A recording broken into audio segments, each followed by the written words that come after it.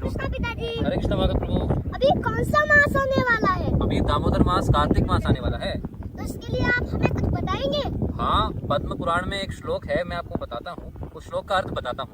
उसमें लिखा गया है कि जैसे पौधों में श्रेष्ठ है तुलसी महारानी, और दिनों में श्रेष्ठ है कौन सा दिन? एकादशी का दिन। और जो धाम है, धामों में श्रेष्ठ है वृंदावन धाम। ऐसे ही जो मास है, जो महीने हैं, उनमें श्रेष्ठ कौन सा मास है? दामोदर मास, कार्तिक मास। हाँ, तो अब ये बताओ कि कार्तिक मास में हम भगवान श्री कृष्ण की भक्ति कैसे प्राप्त करें? आचार्यों से सुना है कि अगर हम इस कार्तिक मास में भक्ति का थोड़ा सा भी कार्य करते हैं, थोड़ी सी भी भक्ति करते हैं, तो उसका अनंत गुना फल मिलता है। तो सोचो, अगर हम बहुत सारी भक्ति करेंगे तो उसका कितना फल मिलेगा। तो आज हम सबको 30 डेज का चैलेंज देते हैं। कितने दिन का?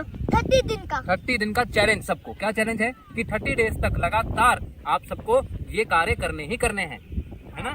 सबसे पहला कार्य बताओ। सबसे पहला कार्य 4 बजे उठ के स्नान करके मंगल आरती करना। दूसरा बताओ। दूसरा मैं बताऊं? दूसरा बताता हूँ, सुबह और शाम दीपदान करना। तीसरा बताओ।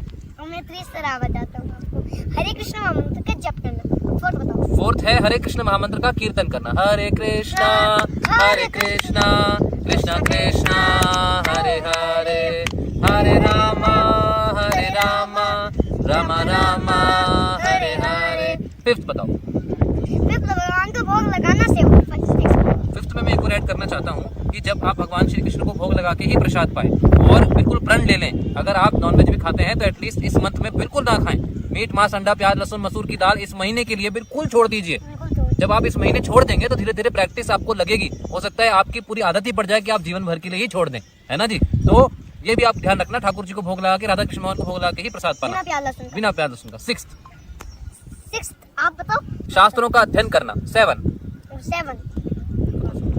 कथा सुनना और शास्त्रों का अध्ययन करना। शास्त्रों का अध्ययन करना, कथा सुनना, भागवतम सुनना, भगवत गीता सुनना। गिवगीता.com पे जाइए, 13 अगस्त का फ्री भगवत गीता का कोर्स इस कार्तिक में सुनना है, ठीक है? और 7 8 बताते हैं, साधु संग करना। भगवान के भक्तों का संग करो, उससे आपकी भक्ति बहुत बढ़ेगी। प्रचार सेवा करना, भगवान श्री कृष्ण के नामों का प्रचार करना, है ना? भगवान की बातें लोगों को बताना। बताइए।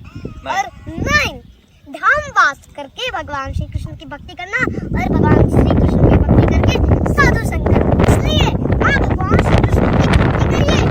आप ये 9 चीजें करिए।